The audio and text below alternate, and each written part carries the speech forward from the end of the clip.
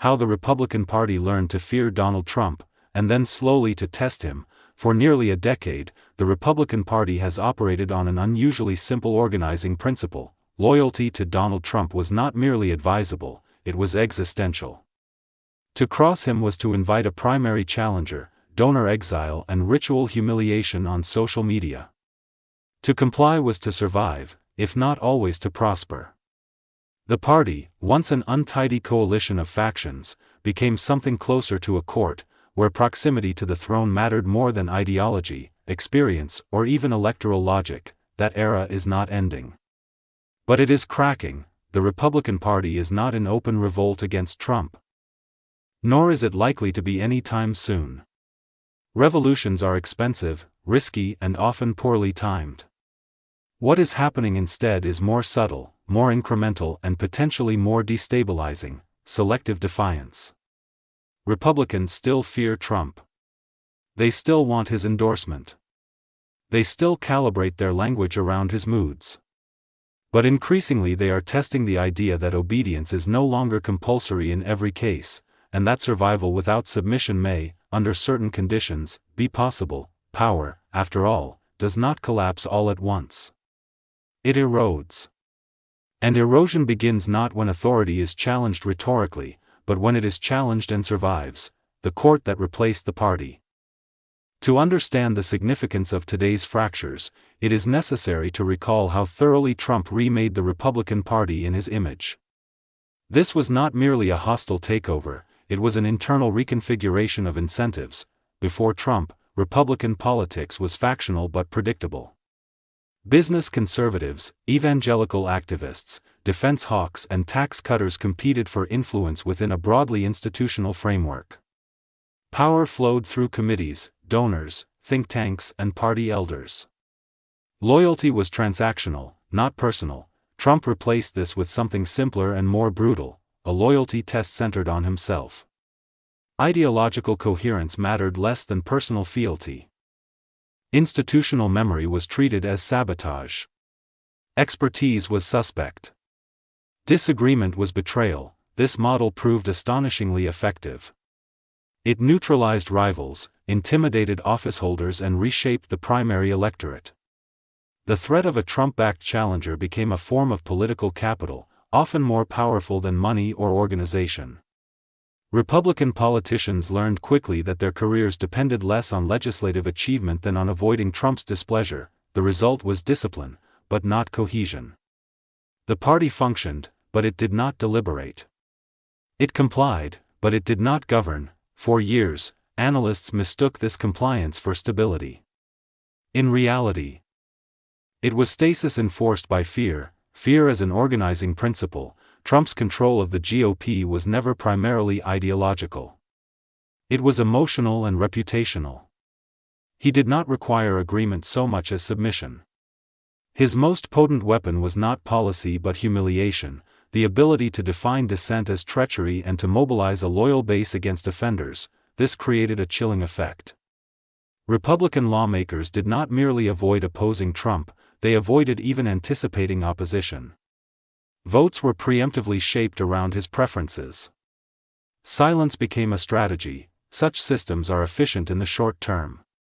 They are also brittle. Fear-based authority depends on a shared belief that punishment is inevitable and survival impossible. The moment that belief weakens, even marginally, the system begins to leak. The cracks now appearing in the GOP are not ideological rebellions. They are stress fractures in a structure that has been asked to bear too much weight for too long. Indiana and the collapse of inevitability, the first unmistakable sign that Trump's authority could be resisted without immediate annihilation, came not from Washington, but from Indiana. There, Republican lawmakers rejected a Trump-backed redistricting plan designed to lock down all 9 congressional seats for the GOP. The plan was aggressive even by American standards, a maximalist effort to entrench power in a state already dominated by Republicans. Trump intervened personally. He warned lawmakers of consequences. He made clear that defiance would be remembered. The message was unmistakable, and it failed. The proposal was defeated 19-31, with more than 20 Republicans voting against Trump's wishes. There were no immediate political deaths. No mass resignations. No career-ending implosions. Trump attempted to minimize the defeat, claiming he wasn't working on it very hard. This explanation convinced no one, least of all the lawmakers who had just learned something dangerous, that Trump could be defied and survived. The importance of the Indiana vote lies not in redistricting itself, but in what it revealed about the limits of intimidation. Once inevitability is punctured, authority becomes conditional. Conditional authority is still authority, but it is no longer absolute. Washington rediscovers institutions. What began in a statehouse soon echoed on Capitol Hill, in the House of Representatives. Republicans crossed the aisle to overturn a Trump executive order restricting collective bargaining rights for hundreds of thousands of federal workers. This was not symbolic dissent. It was a direct repudiation of a signature Trump-era labor policy. For a party that had spent years defending executive overreach so long as it bore Trump's signature, this vote represented a quiet but meaningful reorientation. Lawmakers were asserting institutional prerogatives over presidential loyalty. The Senate, more cautious as ever, has not yet followed. But the signal was unmistakable. Congressional Republicans were beginning to behave as legislators again, rather than courtiers. This shift reflects not courage but calculation. Lawmakers are reading polls, donor memos, and demographic trends. They are weighing Trump's value against his costs. And in some cases, they are concluding that obedience is no longer the least risky option. Transparency and the Epstein problem. Nothing illustrates the changing calculus more starkly than the politics surrounding the Jeffrey Epstein files. For years, Trump dismissed interest in Epstein-related documents as a partisan obsession, a Democrat hoax. This stance once aligned neatly with Republican instincts: distrust institutions, defend allies, attack investigators. That alignment is weakening. Several Republican lawmakers joined Democrats in forcing votes to release Justice Department documents tied to Epstein. The resulting Epstein Files Transparency Act passed despite Trump's evident discomfort. This was not an act of moral awakening. It was an act of risk management. Republicans increasingly understand that suppressing information related to elite misconduct carries political costs, especially in an era of populist distrust. For lawmakers already navigating accusations of hypocrisy and corruption, appearing to shield powerful figures is electorally hazardous. That Trump's own name appears in the documents, without criminal accusation, only sharpened the dilemma. Loyalty to Trump now risked entanglement in a narrative of concealment. Distance, by contrast, offered plausible deniability. When transparency becomes safer than loyalty, loyalty begins to erode. MAGA fractures from within. The most destabilizing challenge to Trump's authority, however, is not coming from moderates or institutionalists. It is emerging from within his own movement. The MAGA coalition was never as unified as it appeared. It fused cultural grievance, economic anxiety, nationalist instinct, and personal loyalty into a volatile mixture. Trump held it together by positioning himself as its sole authentic voice. That monopoly is now under strain. Disputes over U.S. support for Israel, frustration with congressional paralysis, and anger over perceived betrayals have driven prominent conservative figures to openly criticize Trump. Influencers who once amplified his message now question his priorities. Activists who once defended every decision now accuse him of inconsistency. This internal dissent is far more dangerous than opposition from the party's fringes. Trump's authority rests on the belief that he embodies the base. When the base argues with itself, that belief weakens. One former close ally, now branded a traitor by Trump, announced her resignation from Congress, citing a legislature mostly sidelined by fear, caution, and re-election anxiety. Her statement read less like a farewell than an indictment of Trump-era governance. Loyalty demanded, courage punished, dissent demonized. Such critiques resonate because they are familiar. They articulate what many Republicans privately acknowledge but rarely say aloud. Trumpism without Trump, a paradox now confronts the Republican Party. Trumpism has outgrown Trump, the movement he created, skeptical of institutions, hostile to elites, emotionally resonant and culturally combative, has become structurally embedded in Republican politics. Yet its founder increasingly appears less indispensable than before. this does not mean the party is ready to abandon Trump.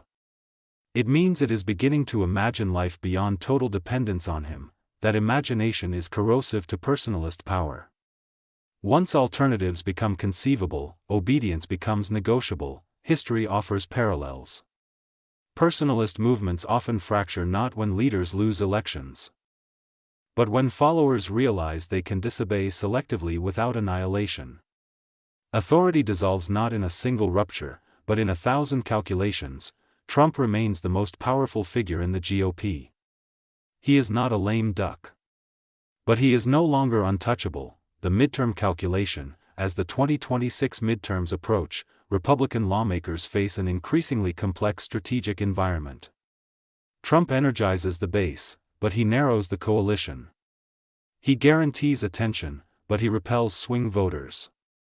He delivers loyalty, but he demands obedience. For some, clinging to Trump still appears the safest path. For others, especially in competitive districts or states, selective independence offers insulation. The party is not splitting.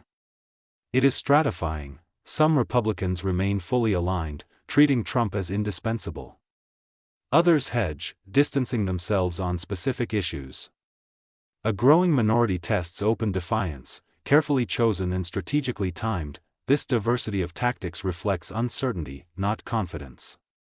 The GOP is feeling its way forward, unsure which strategy will be rewarded and which punished. That uncertainty itself is new. The red cap still dominates. For now, Trump's rallies still draw crowds.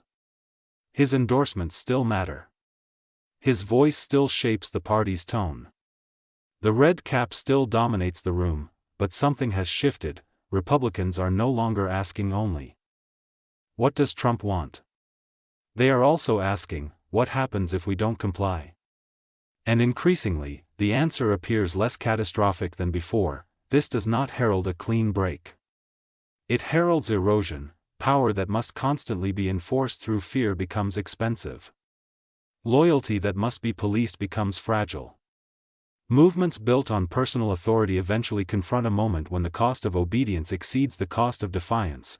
The Republican Party is approaching that moment, but has not yet crossed it. For now, it bends. History suggests that when political movements begin to test how far they can bend without snapping, the snap, when it comes, is rarely controlled.